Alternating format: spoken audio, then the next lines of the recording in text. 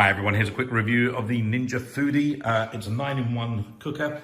9-in-1, if I'm honest, is a little bit of a cheat, but that doesn't diminish the usefulness of this product.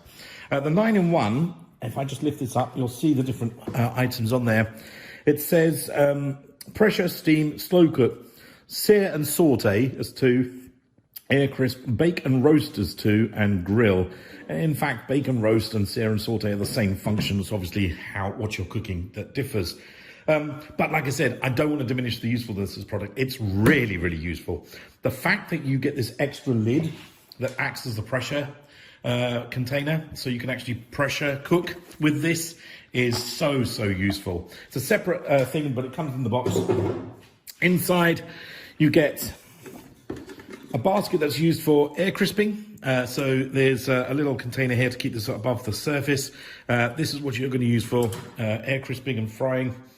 And then you've got the main container, which you can take out and wash. You can see that that's been used heavily there. What's interesting is if you don't have that in, none of this works, but it's very simple to operate.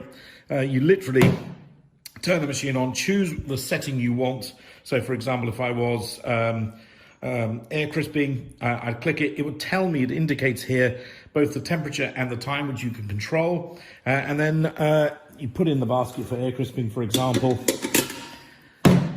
and then press start, and away you go. It'll carry on doing what it does for the time allotted, and then afterwards it will cut out, and you'll get a counter that still indicates that it's keeping things warm for you, but the food is in fact cooked.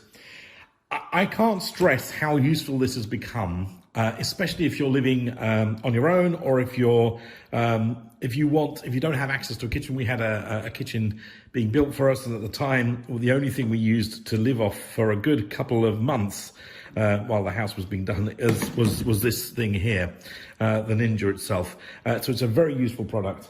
I can't think of anything I don't want to say about it. That's difficult.